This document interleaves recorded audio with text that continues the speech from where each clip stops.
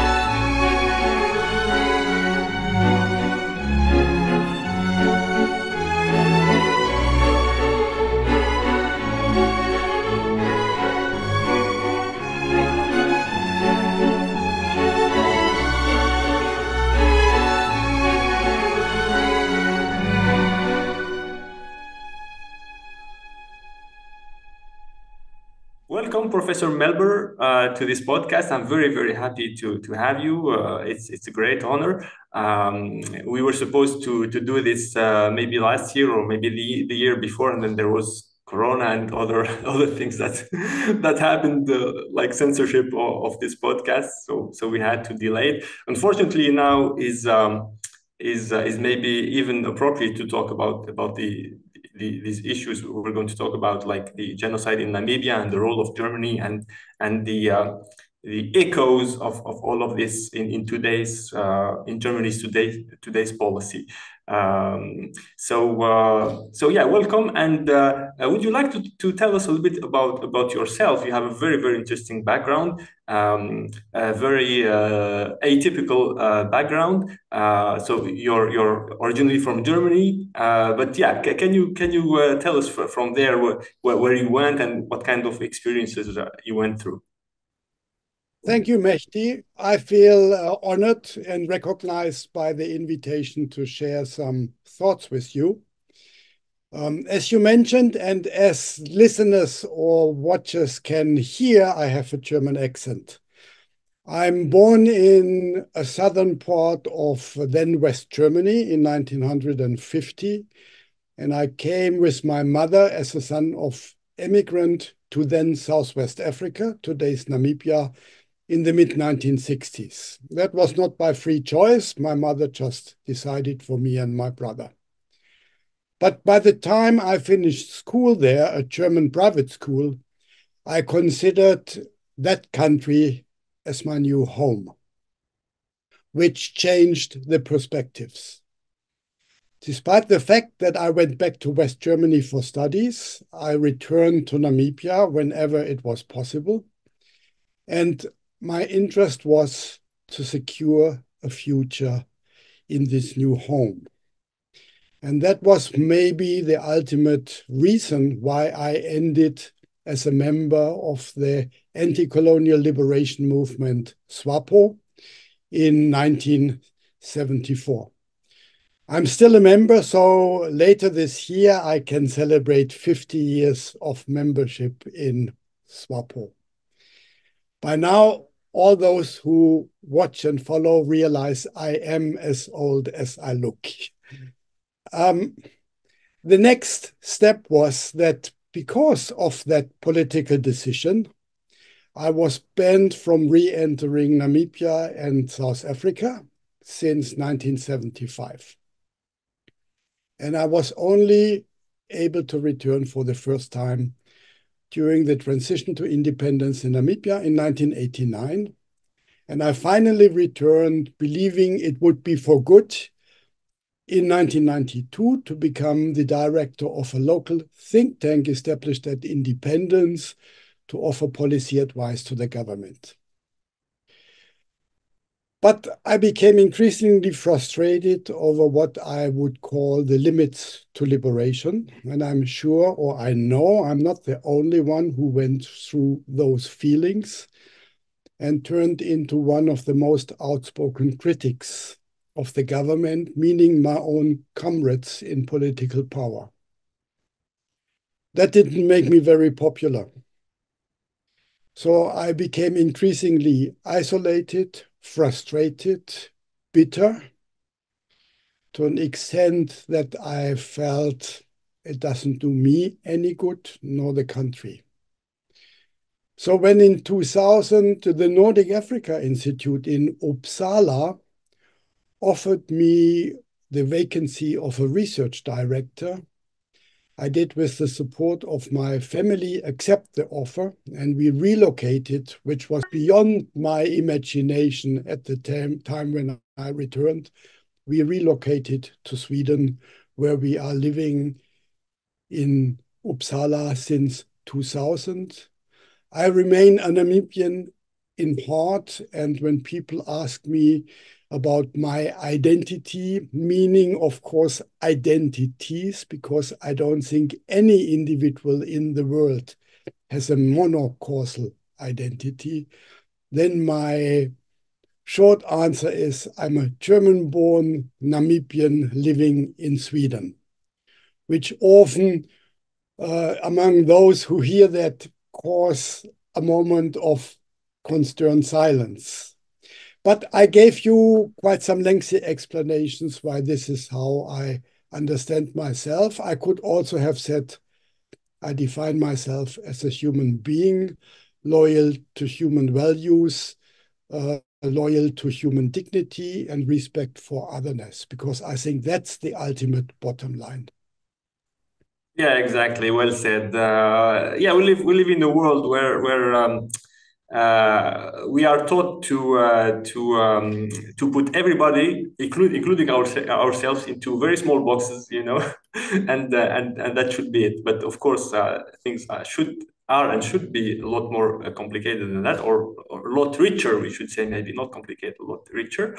Yeah, so just so that people who are not familiar with Namibia's history understand. So after World War I, Germany so lost the war and lost Namibia and I guess maybe all of its colonies.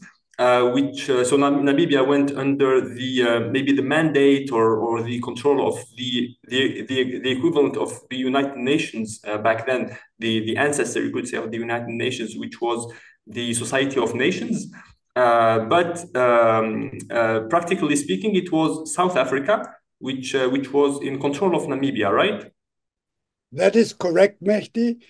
What is often not known, not only in Germany, but also in other parts of the world, at the turn from the 19th to the 20th century, Imperial Germany was the fourth biggest colonial power.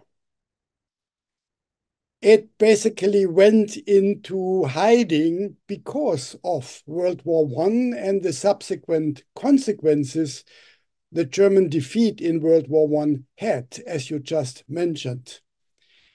The former German colonies, there were several of them. There was so-called German Southwest Africa, so-called German East Africa.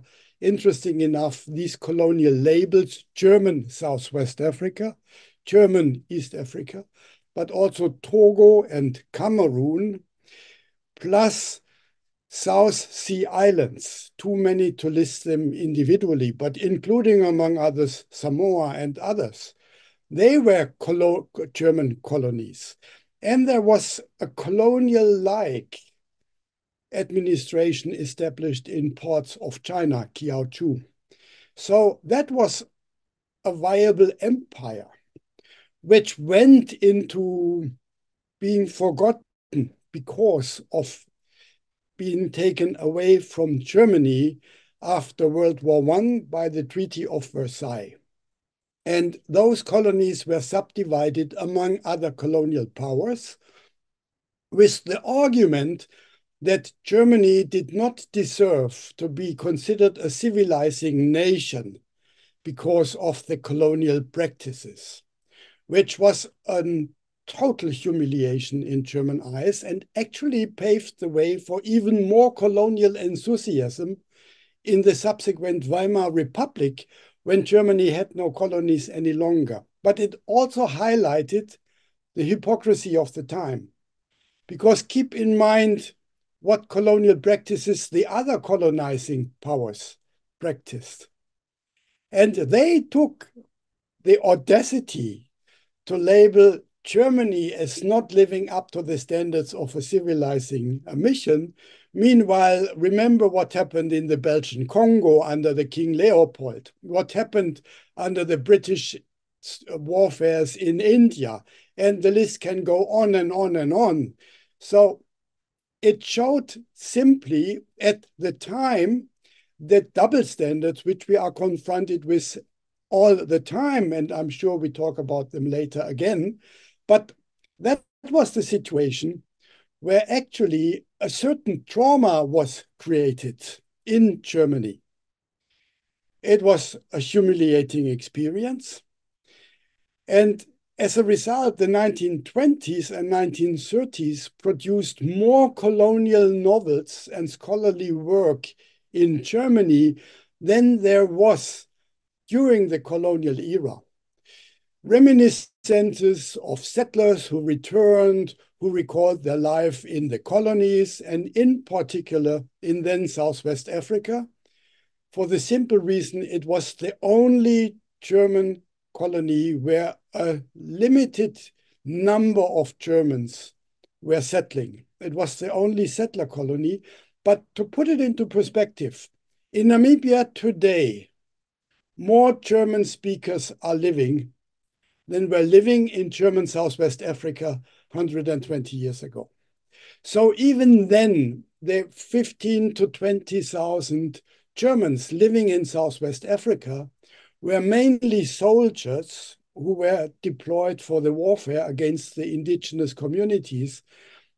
And the number of settlers were limited to a few thousand. That was all. So while it was basically a big reference point in the German aspirations to become established, international respected power, it was actually in terms of economic relevance and in relevance of Germans moving into the colonies, really a very neglected issue. It was important symbolically. It was actually only important for a few companies in trade and in the military-industrial complex to generate profits. But otherwise, German colonialism was a loss-making business for the German state. Yes, it's so typical for these colonial powers. Of course, it's all imperialist capitalism at the end of the day. So they have to do business and make profits on the back of peoples around the world. So yeah, you mentioned how Germany was downgraded somehow by the other powers, and yeah, this caused, like you explain wonderfully in your books, how this caused some significant frustration, which indeed was reflected in the publications of the time in Germany, in the literature of Germany at the time. So what happened actually is that. So you moved to Namibia as a young man, as a teenager, and then you joined SWAPO. So what made you really decide to join SWAPO at such a young age? What did you see really which made you, and was SWAPO as a legal organization, or was it an underground organization? SWAPO was not officially prohibited like the ANC in South Africa for a simple legal reason. As we touched in passing, Southwest Africa was a mandate transferred for administration to South Africa.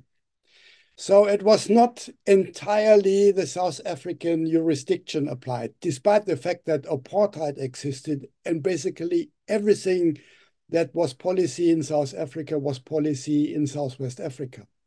But the United Nations called it a trust betrayed because the United Nations established after World War II were claiming to be the legal successor to the League of Nations, which had established the Trusteeship Council, and the United Nations continued with the Trusteeship Council. And South Africa was expected to report annually on the execution of the mandate with the declared aim to empower the local population to become independent and self-governing. And South Africa, despite being a founding member of the League of Nations and the United Nations, dismissed the claim and stopped reporting over the mandate to the United Nations. That made it an international legal issue. And as I said, the slogan coined was a trust betrayed.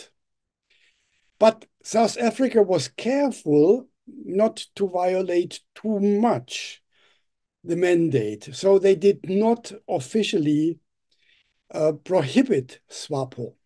They had oppressive practices in place. SWAPO activists were isolated, were imprisoned, were tortured. So joining SWAPO was not really going for a picnic. But it was not a prohibited or banned organization. When I'm asked why I joined SWAPO, the simple answer is because I wanted to have a future in Namibia. And the future of Namibia was a future of a sovereign state governed by the majority of the people. And it were not the oppressive practices against the Black population. I was not really, I would say, really politicized to that extent, because in that society, apartheid meant you never had the exposure to the living conditions of the Blacks.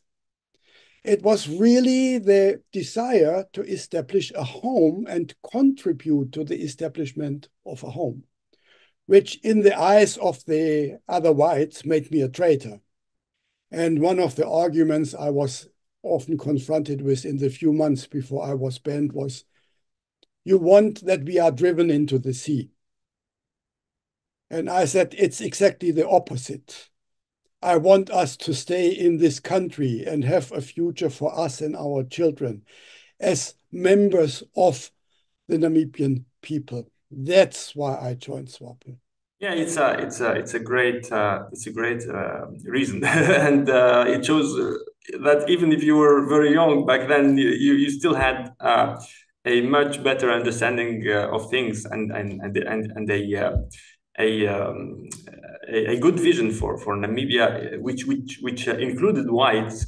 And I think it will resonate with a lot of people today, because there are some Israelis today who have the same position as one you had back then, an honorable position, and I guess a realistic one too, because people who are under oppression, obviously they will resist, which is normal, which is good.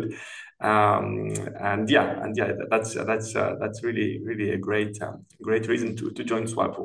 Very beautifully put. And can You mentioned that, yeah. Mehdi.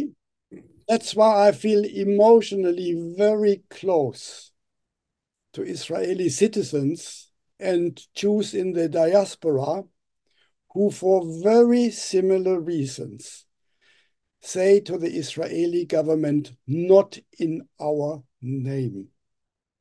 They are committed to a joint future of peace, and may I add, between the river and the sea.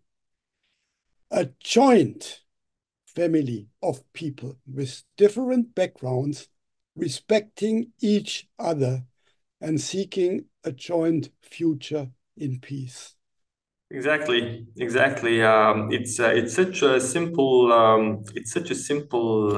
demand or thing to ask for, but it seems so complicated in the world we live in, unfortunately. And can you tell us a little bit how was Namibia, and this territory which is Namibia today, how was it before the German invasion? So Germany invaded Namibia, I think it was in 1884. So it was during the Berlin Conference. It was the conference which gathered the colonial powers, mainly European colonial powers. There was also Russia, which we could say is European partly, although Russia didn't take any colonies in Africa, but it had colonies in Asia, of course. So yeah, these European colonial powers gathered in 1884 and 1885, and they basically split up Africa between themselves. And that's when Germany took this territory, which is Namibia today. So can you tell us a little bit who lived in Namibia, how it was organized, what kind of governance there was? Was it different tribes? Was it an empire? Was it a kingdom? It's impossible to give due recognition to the history of the territory and the local communities before colonialism within the limits of our conversation. So I need to say that as a point of departure to avoid the impression there is white supremacists speaking. It's not possible. But in a nutshell, the territory was one of the many places of migration. You had different communities moving into the territory, which is today Namibia, from East Africa and from Southern Africa mainly. The Ovaherero, they came from the eastern parts of the continent. The Nama communities came from South Africa. And the latest arrivals were the so-called Basta communities who settled in one place called Rehoboth. They arrived in the mid-19th century. Then we had groups of so-called Oshivambo-speaking communities. They were settling as agriculturalists, living from the land they tilled, and as traders in today's northern parts of Namibia and the southern part of Angola. They were actually one own country, which is now divided by the borderline between Angola and Namibia. And later on, the so-called Caprivi Strip was added to the territory, a geographical monstrosity negotiated in the Helgoland-Zanzibar Treaty in the early 20th century, where the German Empire had the absurd idea that this strip to the east of the country would allow to connect later to German East Africa. So one of these megalomaniac colonial ideas where they look at a map and have no idea what the realities are. Because of the river there and the rifts, you could never reach that eastern part on land. So they basically negotiated something which was totally useless. And it cut between Barotseland, a great empire in today's western province of Zambia, and Botswana. So you had basically population groups until the very day in this so-called Caprivi Strip, named after the then Chancellor of Germany, Leo von Caprivi, who are more closely related to people in neighboring Botswana and neighboring Zambia today than they are with the rest of Namibia. There are about 20 plus different ethnic communities. They interacted already in the mid-19th century. So one could say they had a certain concept of the territory, which was fluid, which was flexible, but they related to each other. The northern communities traded with those in the center and the south. The center and the south communities being the Ovaherero and the Nama as nomadic cattle breeders were forming alliances in competition for utilization of grazing land. They were nomadic, but they needed, because of the climatic conditions, to move with the cattle and with the goats and the sheep they were in possession. So they formed alliances which also led to military conflicts between each other. But what is important for today is to stress that those alliances were inter-ethnic alliances. It were not the Namas fighting the Ovaherero. There were alliances between Nama clans and Ovaherero clans fighting other clans from both ethnic communities, which is very interesting to keep in mind. There were trade relations with the Cape Province, British occupied at the time, but there were even distant trade relations to St. Helena, where Napoleon was in exile, where cattle was supplied from southern Namibia to St. Helena. So there was trade in copper, there was trade in other artifacts. It was a dynamic country which was protected for a very long time by the Namib Desert, which stretches along the Atlantic coast for the whole way between Angola and South Africa, and which was a kind of a natural shelter, because those early Portuguese seafarers and so-called explorers, they never got the idea to disembark along the coast where you just had this barren, sandy desert. And Namib means in the local language, protection and shelter. And it gave the name to the independent Republic of Namibia. So the first invaders came from South Africa. They were traders and missionaries since the early to mid-19th century. And the missionaries played an important role in the destabilization of the local interaction of communities. They took sides with parties in the conflicts, supplied them even with arms and ammunition, and thereby influenced the internal dynamics. So the transition to formal colonial rule was a gradual one. It was a process over several decades.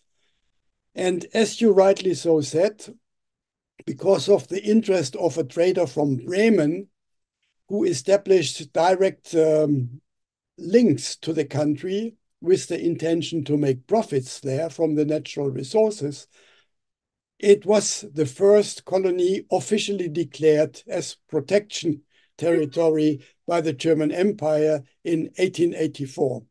And within months, several others, which I listed before, followed suit. But that's basically the history. And it's important to note that for the first 1.5 decades of that colonial rule, or the first decade, it had not really much direct impact. And that's, again, something, a historical experience we know from other colonization processes.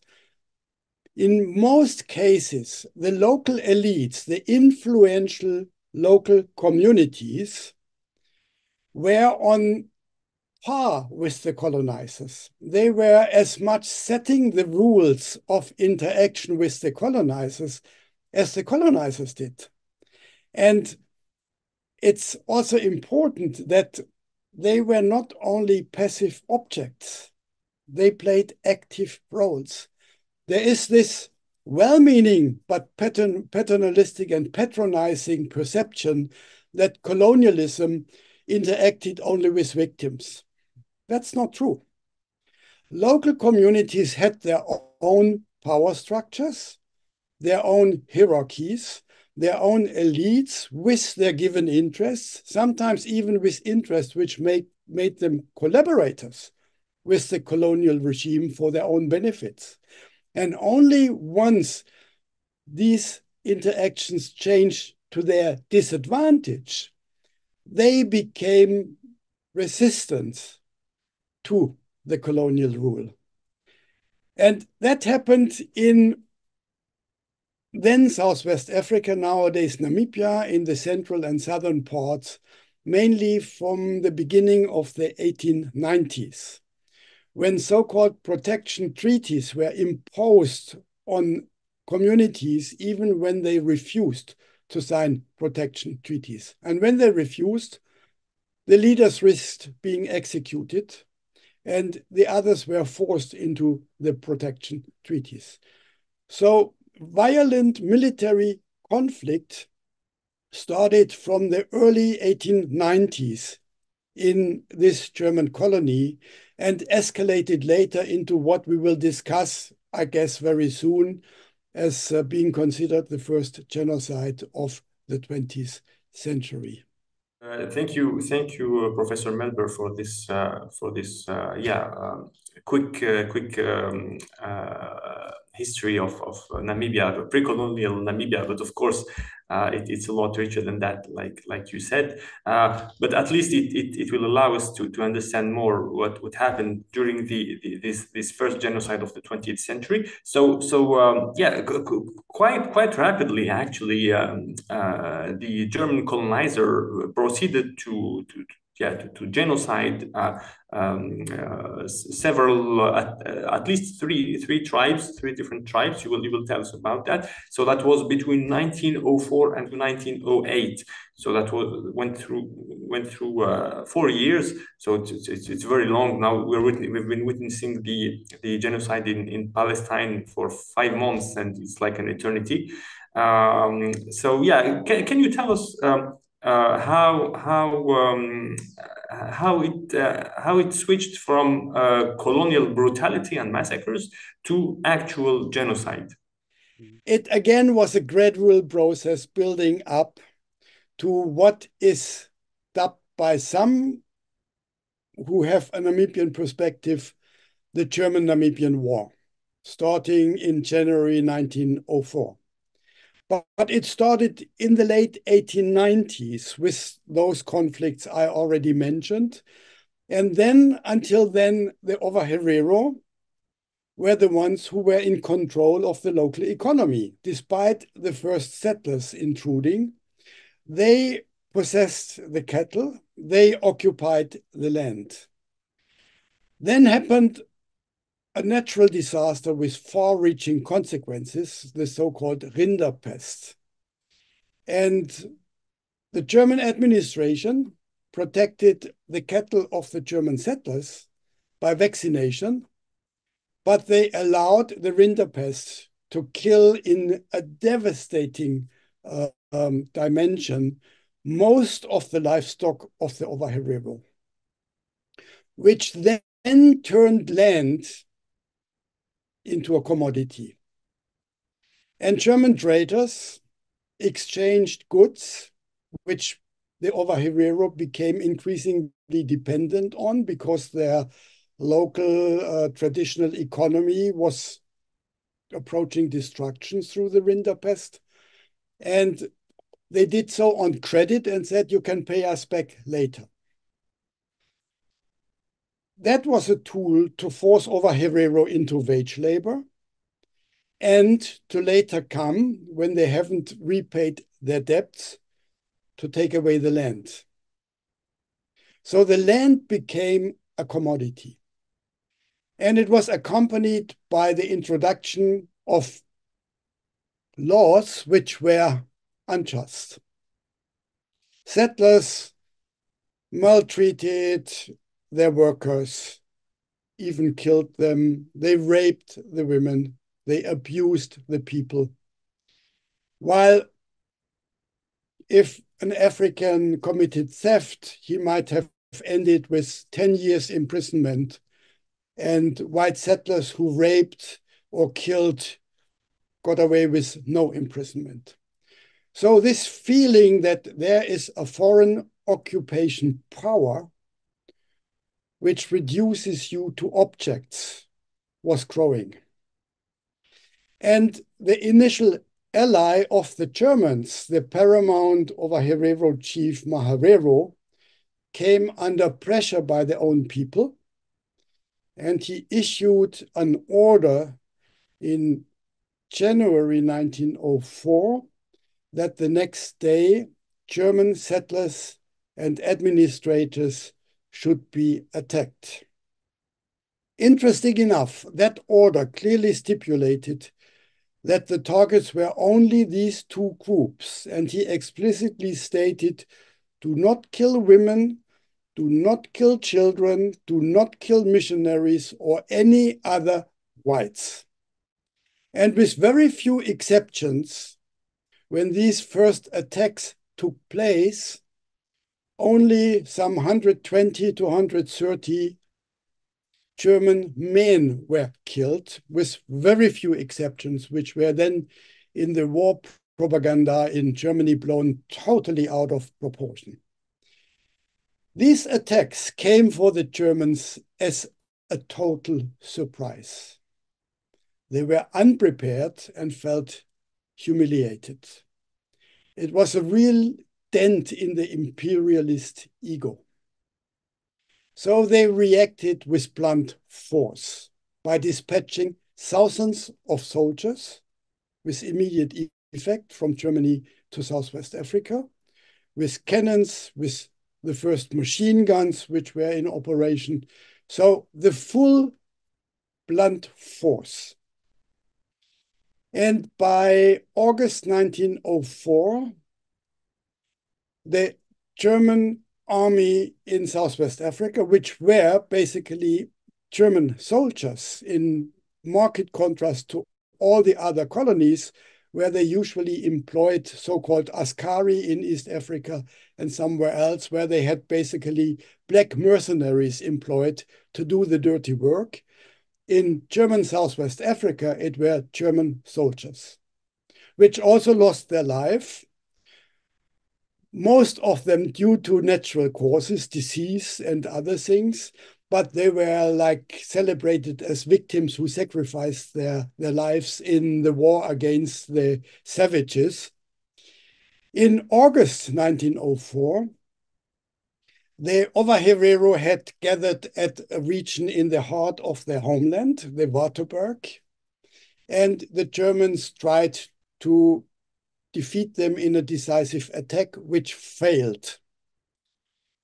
The Ovaherero then tried to escape because they realized they will be unable to defeat the Germans, also given their now military superiority, and they tried to flee to the east into the dry, waterless Omaheke, a savanna, which had very few waterholes, but was basically a dry savanna, in the effort to reach Bechuanaland, then a British protectorate, to seek survival there. And the military commander of the German troops, General Lothar von Trotha, who was already an officer in the colonial wars against the so-called Machi-Machi in East Africa, but also in Kiautschou against the so-called Boxer Rebellion, whose declared motto was fighting a race war. He issued what was then called an extermination order in early October 1904. And that is a very important minor but very important evidence and indicator for genocidal intentions, because genocide is defined as the intent to destroy. And this extermination order, as the name suggests, was an order to exterminate the Ovaherero. It was such openly brutal that it had to be revoked because of internal criticism in the German parliament, the Reichstag as it was called then, by the end of 1904, which did not prevent its implementation. So subsequently, in the months following, the Omaheke was cordoned off as much as possible by German soldiers to prevent Ovaherero from returning and thereby suffering and dying of thirst and starvation if they did not reach Bechuanaland.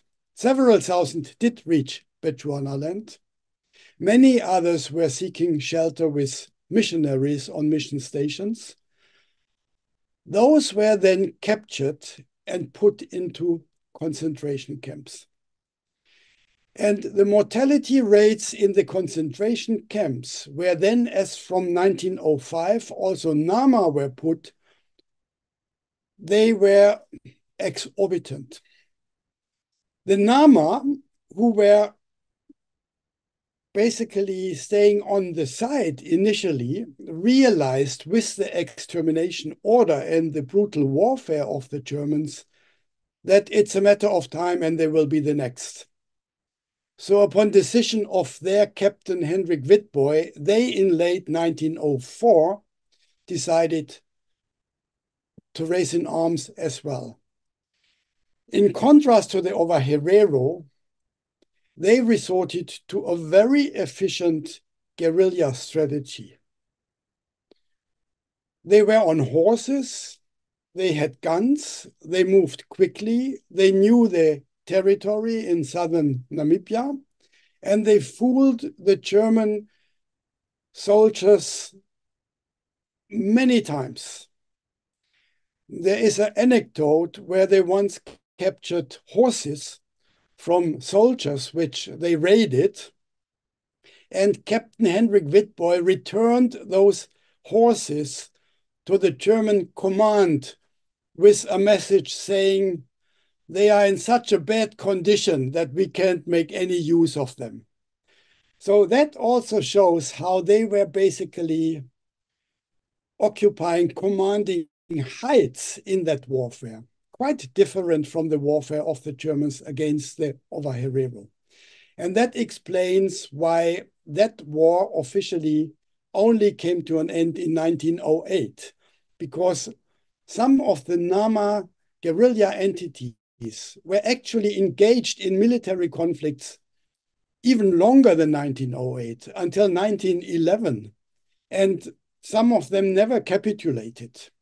So to cut a long story short, and you see that is the risk when you ask me about those histories, you get a long winding answer. But basically a combination of several facts contributed to this conclusion that this was the first genocide in the 20th century. The intent to destroy, which was obvious and visible through the kind of warfare, but also through the kind of treatment of the prisoners of war in the concentration camps. These were not only men, these were women and children alike. And the death rates in these camps were amounting to more than half of the prisoners. It's just incredible. They were used for forced labor. They were ill-fed, ill-clothed. The concentration camps were in climatic regions where they were not able to survive. They didn't have the physical resistance to that. But as importantly, as of 1905, the colonial administration implemented new laws which were basically the first step of an institutionalized structural apartheid system. The assumption that apartheid was created in South Africa is wrong. Apartheid, strictly speaking, emerged as a German model at times when it was not yet implemented or conceptualized in a similar way in South Africa. That included prohibition of mixed marriages, exclusion of children of mixed parents from the schools of whites, appropriation of all the land of the communities defeated, putting them into demarcated reserves where they could only have a limited mobility when they were able to show pass marks, meaning they had to show to any white above the age of 8 upon demand that they were entitled to be at the place where they were. Several more things. They were prohibited to maintain cattle, which meant it basically took away their traditional forms of economic reproduction and cultural identity. All of these were criteria which then were listed in the Genocide Convention adopted in 1948. So if you look through the criteria that define genocide in that convention, you can basically on each of those items make a tick and say, that happened, that happened, that happened. So at the end of that period, while there are no reliable, verifiable figures, it is estimated that 2/3 to 3/4 of the Ovaherero and 1/3 to half of the Nama did not survive the German-Namibian War. And to give credit and mention two more communities, which are the Damara and the San. The Damara were a population group living in between the Nama and the Ovaherero. And as I mentioned before, there were inter-ethnical relations. So many of those people had parents coming from different ethnic communities. The most successful guerrilla leader, Jacob Marengo, had parents from the Nama and the Ovaherero communities. The Damara, living together with the Nama and the Ovaherero, were a kind of collateral damage. While Commander von Trotha also issued a similar extermination order in 1905 to the Nama, the Damara were never mentioned anywhere, but since the Germans could not make a distinction between the Damara and the Ovaherero about their physical features, they were killed as much as the Ovaherero. And the fourth group is the San, also known as Bushmen, where the settlers, until the end of German colonial rule and even beyond, made actually hunting safaris to kill the Bushmen on the land. They were not considered human beings. They were killed like animals, like wild animals. A very renowned anthropologist, Robert Gordon, who is born in Keetmanshoop in the south of Namibia, called this in a monograph a genocide in slow motion. So actually, strictly speaking, when reference is made to the genocide committed by Germans in Southwest Africa, one should include the Ovaherero, the Nama, the Damara, and the San or Bushmen. And maybe for those who wonder why I make reference to Ovaherero and not to Herero, which is very often the name, Ova is the prefix for Herero in the plural. So if you refer to Herero in the plural, you would actually say Ovaherero. Thank you, Henning, for this explanation. And yeah, I recognize, and people will recognize several patterns in the way Germany proceeded to genocide all these Namibian people. Yeah, and dehumanization is really at the core of it. And it can happen with weapons or through starvation, like we're seeing today in Palestine. It's so typical, and yeah, it's the pattern are very similar, if not exactly the same. Can you tell us also the effects of this genocide on Germany and the German people and German politics, German policies? Because it is not neutral, right? It doesn't happen like in a vacuum.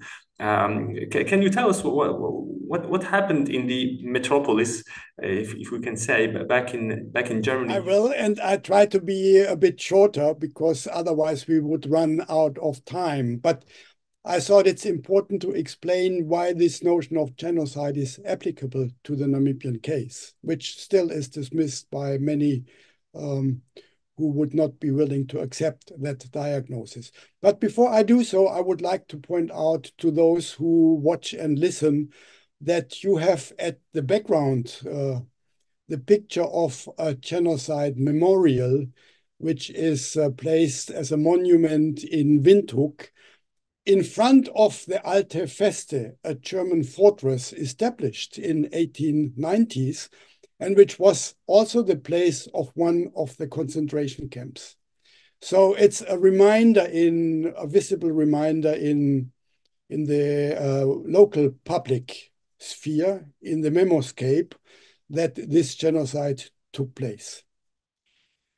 It was a genocide that took place in public daylight in Germany. There was no cover-up.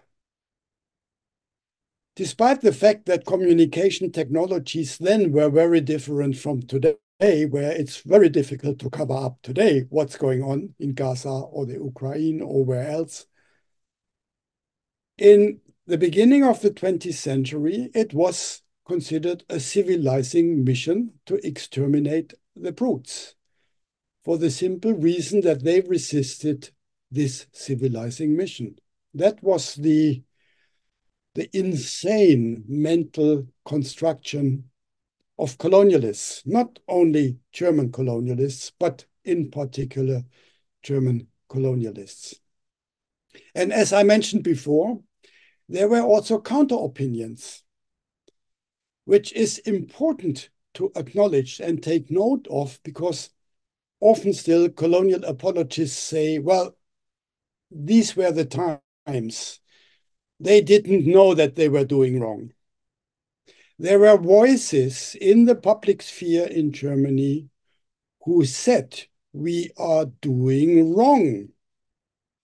In the parliament, several social democrats, most notably August Bebel, spoke out, but even members of other parties who had a moral compass, which allowed them to look at the so-called natives as human beings, not as inferior.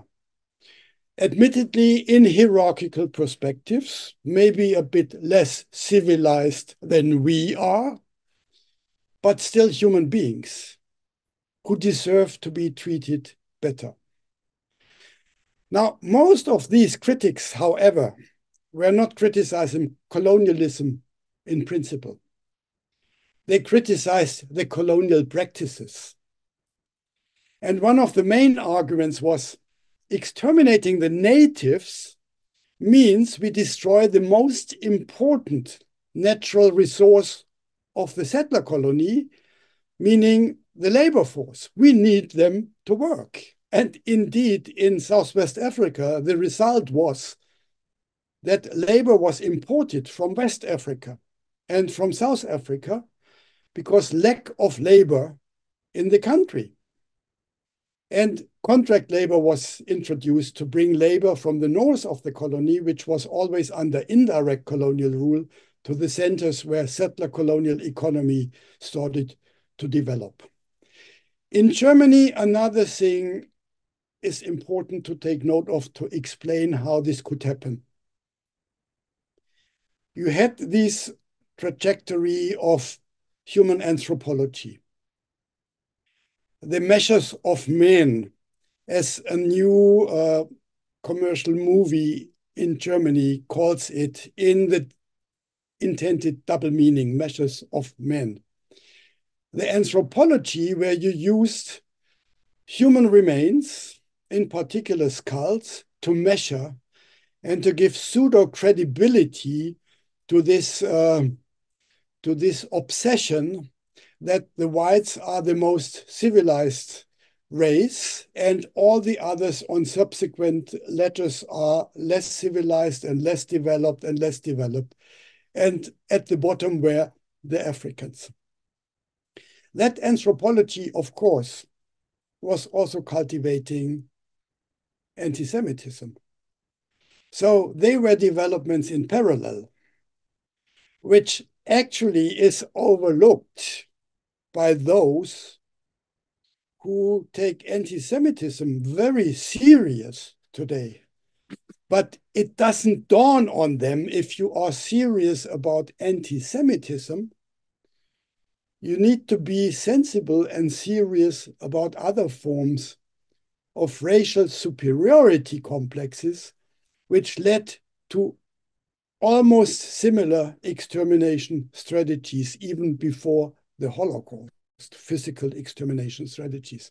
But that was the situation in the German Empire at the beginning of the 20th century, where basically there was no fundamental objection to colonialism, but a growing criticism of the colonial practices at a time when it was too late to correct them, to save the lives of the people who were the victims of these colonial practices. Yeah, you mentioned the you could say the moral bankruptcy even of the opposition to this genocide because the opposition had just a different view of things and a different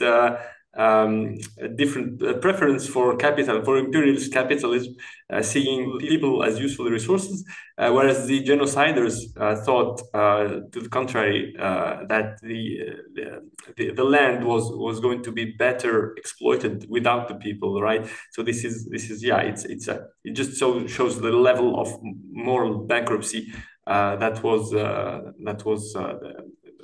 happening in those political spheres. And can you tell us? Can you tell us a little bit how this because you mentioned often Hannah Arendt. You mentioned Hannah Arendt and how she said that if we want to understand the roots of what happened during the genocide of Jews and other groups, of course, but unfortunately there's a focus on the Jews often, but there were also other groups which were massacred during World War II.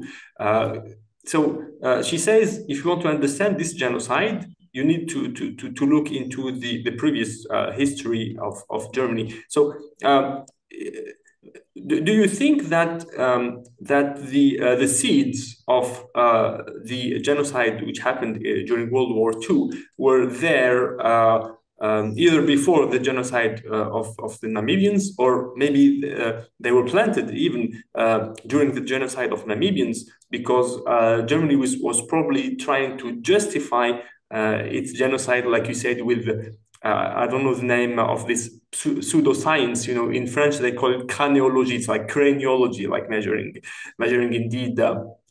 Measuring indeed like the forms of the cranium and things like that to justify that these people are indeed inferior, so maybe they don't deserve to live. So yeah, this happened also in France. In France, there was a pseudo-scientist who back then his name was Paul Broca, and there's still today a street to his name in Paris. He's still celebrated somehow, and he was maybe the most prominent scientist in France back then, and he was doing this sort of pseudo research Yeah, so it was there to justify, to justify the genocidal act. Yeah, scientifically it's explainable, so don't look too much into it. Yeah, it's sad, but we had to do it, and it's not that bad at the end of the day. So do you think these seeds were there during the Namibian genocide that led to the genocide during World War II? I think they were, and Hannah Arendt points to that. That makes it so important. In her study on the roots of totalitarian rule, she points to German colonialism, specifically in Southwest Africa, and the genocide committed there, to explain that this was a form of totalitarian rule initially applied outside of Germany in the colony, but later brought back to Germany to be implemented decades later under the Nazi regime in Germany herself. While there is no direct line between Windhoek and Auschwitz, there are continuities which help to explain how Auschwitz could happen. And it begins with personal continuities. That you had colonial officers who then were at the forefront of forming the NSDAP as the party of Hitler and the Nazi regime.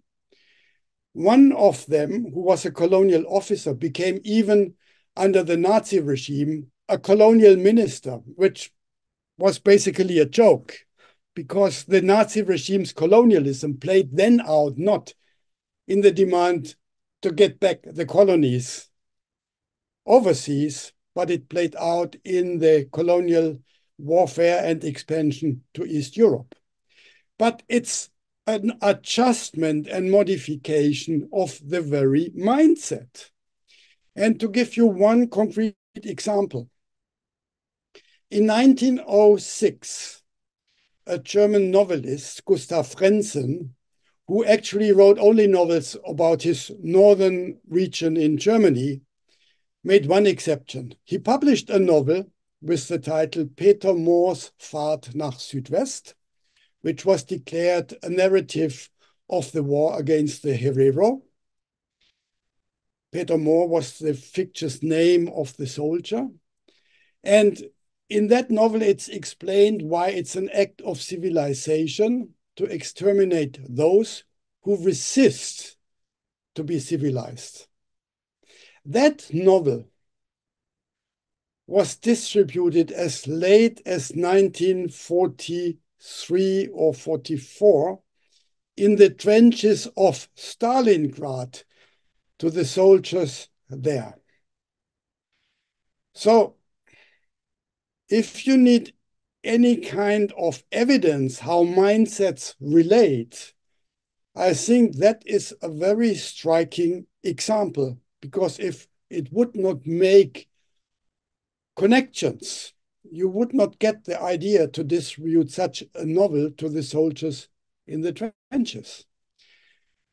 So again, I think Hannah Arendt points to something very important, which also Raphael Lemkin did, by the way. The Jewish-Polish lawyer who coined the term genocide, which until then by Winston Churchill was called, after the Holocaust, the crime of crimes, or the crime with no name. He, in his explanation what means genocide, refers to the German warfare in Southwest Africa.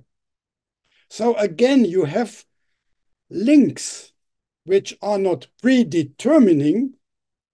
There was a debate about a German special trajectory. The German word is Sonderweg, to almost imply that could only happen in Germany. I would be very careful. I think it could have happened in any other colonizing power. It was just a certain constellation which started with World War I, which then resulted in that trajectory taking place in Germany.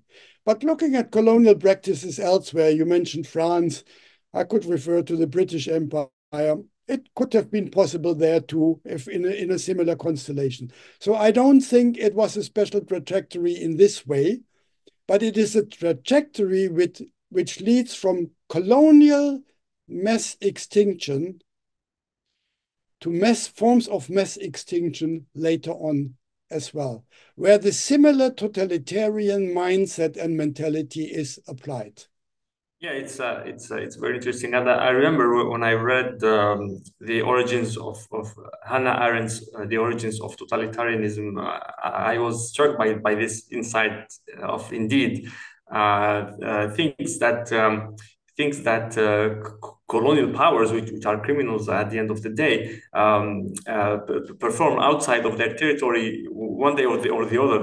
There's a good chance they will import it on their territory as well. It's just common sense when you think about it, because, like you said, it's the same people who at some point they will come back home, you know, with their ideologies and practices and their beliefs and so on. And there's also the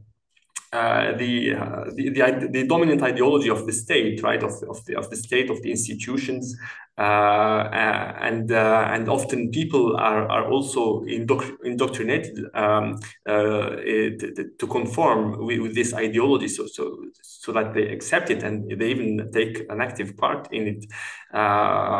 So it was a great insight, and yeah, all this evidence that you mentioned, indeed, it doesn't happen just by chance that soldiers in trenches in Stalingrad receive a certain type of book which is directly linked to the genocide in Namibia. So this is a great picture that you drawn to us, Henning, to better understand like the background of Germany as a colonial power and a genocidal entity as well, previously to World War I, World War II.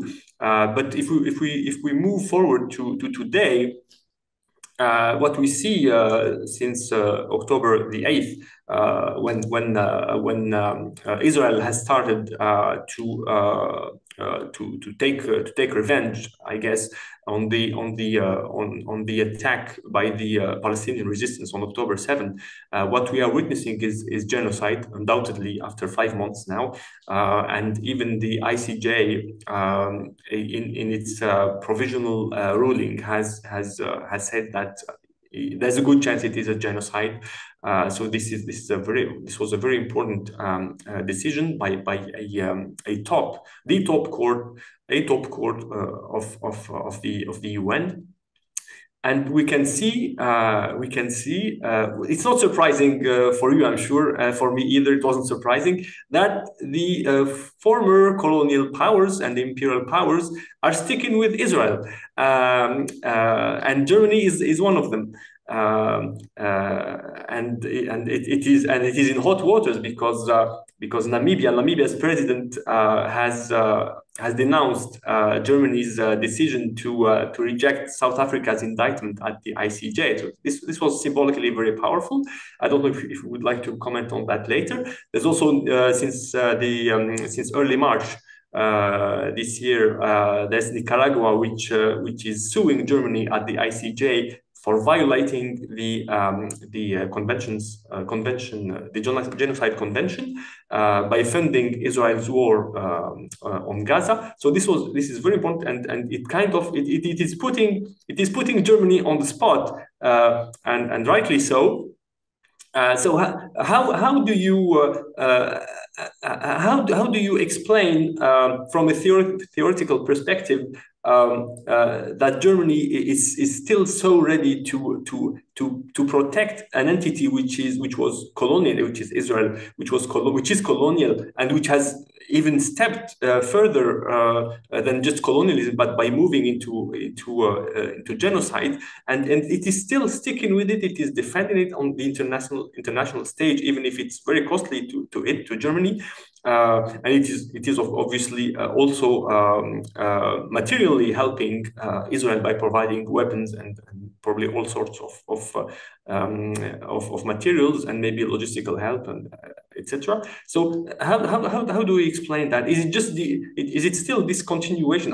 Meaning Germany is Germany still this, more or less the same since its Namibia days when it committed genocide, and then World War II, and then today's Germany? Is there this continuity still after all those years when people thought that pages were turned and we will never see this and accept this again, talking about genocide?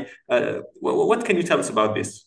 I think Germany, again, is a special case. Despite being in good, or rather, I should say, in bad company of all the other Western countries. Well, not all. We should take note, out of fairness, there are a handful of Western countries, also in the EU, who hold different positions. I think of Ireland.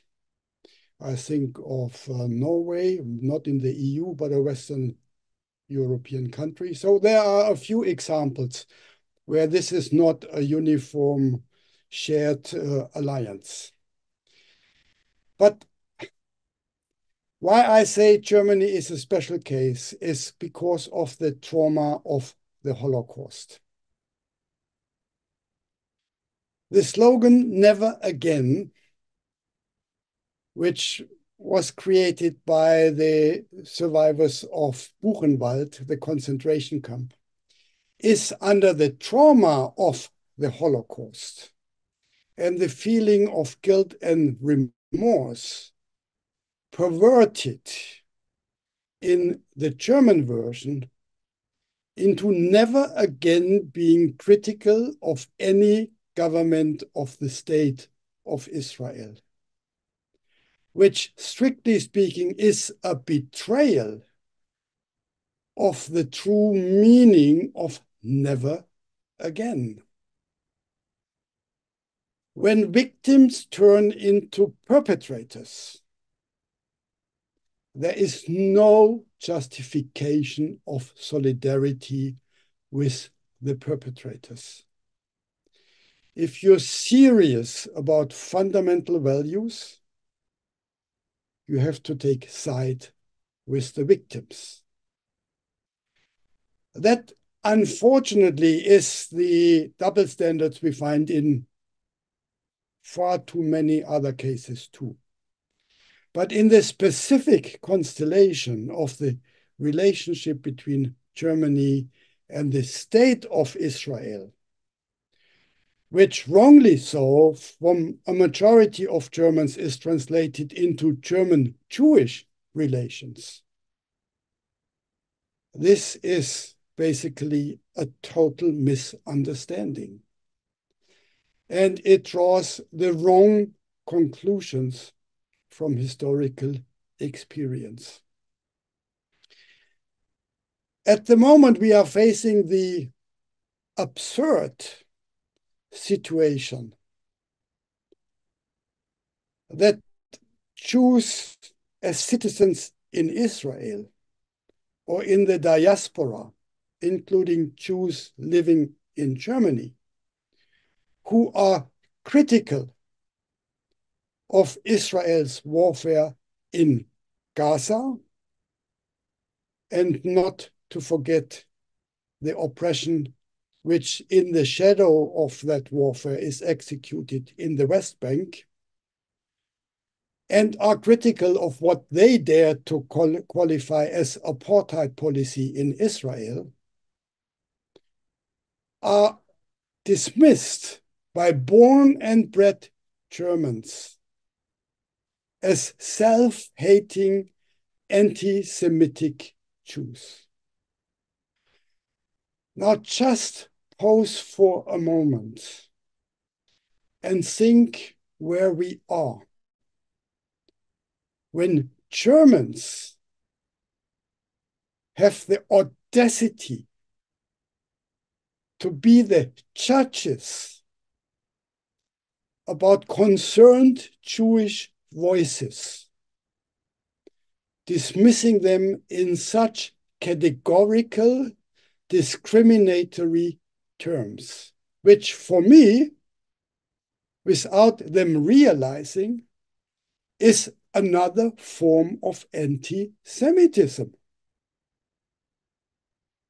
The only explanation I have, in difference to Jewish lobby groups in the US, where you can explain with domestic policy factors why Joe Biden takes this course, despite the fact that he risks to lose relevant votes for the presidential elections later this year. It's not the Jewish lobby group in Germany that is at the root cause of that. It's the traumatic dealing with the Holocaust.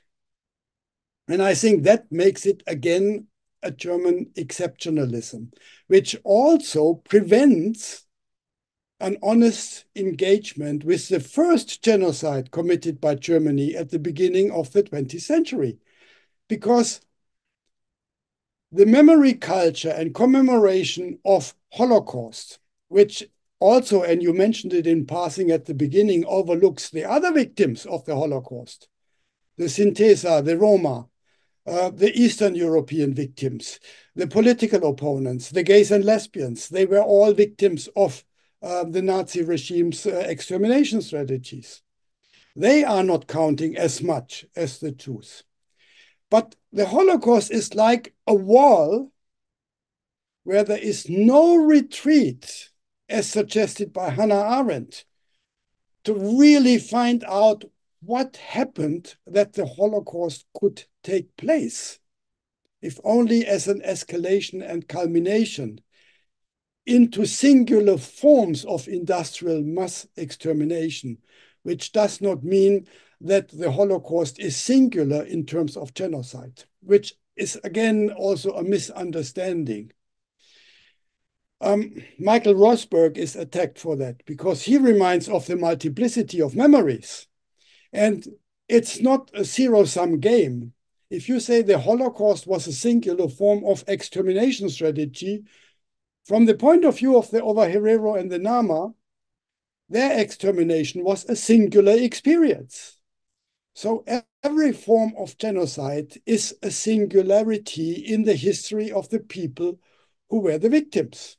Now, the wall established by the Holocaust commemoration means we're not going back into what many still refer to as the good old days. And sometimes even with the argument that if you return to what happened then in Southwest Africa and call it a genocide, you downplay the singularity of the Holocaust, which nobody who asks to go back to that as a root cause would ever say. So we are confronted with a construction of taboos, which are almost as a maybe not deliberate exit option to face the full consequences of the violent history of Germany in the 20th century, which does not start with the Holocaust, but so far at least ends with the Holocaust, not preventing Germany to support new strategies aiming to exterminate other people. Yeah, these are great insights indeed. Germany is indeed an exception in that, like you said, it was downgraded and it was punished by the other imperial powers at some point, and it had to carry this burden of this genocide this genocide against the Jews, although other groups were decimated in the same act, actually. And it creates really a very complicated situation. But the constant in this is that Germany sticks at all costs with defending colonialism and defending genocide, even, like you said, if it has to if it has to basically tell the Jews who protest against the genocide that they are self-hating Jews and they don't know their own interests, right? As Jews, which is indeed extremely arrogant, right? Because it tried to eliminate them all at some point. So yeah, for me, as I see it, it's really like another display of complete moral bankruptcy. It's like talking with someone who's devoid of any morality, and you show him. It's like there's this expression in French. I don't know if it exists in English or other languages. It's like you show someone the moon and he sees the finger. You see, so yeah. You're trying to show them the moon, but they cannot see the moon. It's outside of their comprehension because of this moral bankruptcy. And it seems to me there's this. And I don't know what you think. What you think, like more broadly speaking, are these former and still at some point colonial powers and imperial powers are they in some sort of moral bankruptcy? Well, I would rephrase the devoid of morality. I would say it's a perverted form of morality because they use moral categories with reference to the Jewish people, but meaning the Jewish people who were the victims of their Holocaust. And by that, basically turning anti-Semitic by discriminating and excluding and marginalizing Jews who are very critical of what is happening at the moment in Israel and in Gaza and the West Bank. So it's a perverted morality. It brings us back to this challenge of double standards. Colonialism is not dead. And it's not only reproduced in the very few colonial patches we still have and pockets. It's a mindset. We are in the middle of asymmetric power relations globally, which are the product of colonial mindsets. And maybe another caveat, it's not restricted to the former colonial powers. One of the most successful export products of the so-called civilizing mission was the mindset. We are confronted with regimes in all parts of this world who reproduce the very same colonial mindsets and the accompanying tools and forms of oppression. So that's the most unfortunate result of colonialism, which might have started 1492, if you are looking for a specific date, and with the expansion of Europe to the rest of the world and established settler colonies, we tend to forget that they are settler colonies like North America, Canada, the USA, like Australia, New Zealand, you call it settler colonies. But beyond that, we have the colonial mindset reproduced in all over the world. And that's maybe the most unfortunate result of colonialism, that it has not been confined to the initial colonizing powers. Yes, you are so right, because there's still a colony in Africa, as you know, which is Western Sahara, and who's the colonizer? It's Morocco, in complicity with Spain, because they created this sort of construct where Western Sahara is still today under the administrative control of Spain, but de facto Spain has made a deal with Morocco so that the actual occupier is Morocco. A terrible situation, and indeed. We have here, with this example, a former colony which has suffered a lot under colonialism, which has turned into a colonial entity. So it's very sad. We are arriving at the end of the interview, Henning. What kind of insights would you like to share further with our viewers and listeners regarding the world situation, the world affairs today? It's very difficult to remain a certain optimism under the current circumstances. I think latest since the Russian invasion of the Ukraine escalated further with what happened on October the 7th and subsequently, we are facing a global situation where the established normative values, like in the United Nations Charter, are more and more eroded, disrespected, and not any longer applied. I'm quite aware they have always been applied selectively, but there were several cases where they have been even selectively applied with success. I don't see that at the moment. Watching the helplessness of the United Nations Secretariat when it comes to the Ukraine, when it comes to Gaza, watching the rifts as deep as never before among the permanent 5 in the UN Security Council, it's very difficult to see how we find ways out of the impasse. And maybe to end with an effort to conclude on a positive note, as so often, the way out could maybe be the ordinary people. The preamble of the United Nations Charter starts with "we the peoples," despite the fact that the Charter itself refers to governments representing states, and as we know, very few governments do indeed represent most, if not all, of the people.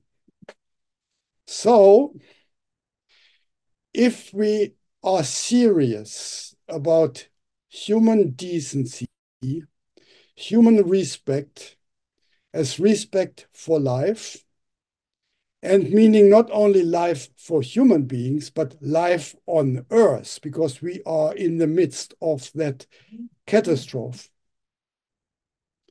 then we need to form alliances of people, going back to the old good notions of international solidarity, which already existed among workers at the end of the 19th century, at the beginning of the 20th century.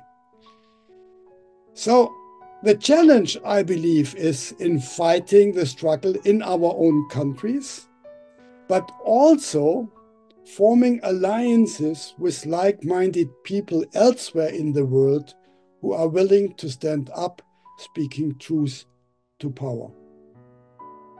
That's why I'm not anti-Semitic when I practice solidarity with those Jewish people in Israel and in the diaspora who criticize the government of the State of Israel for inhuman practices.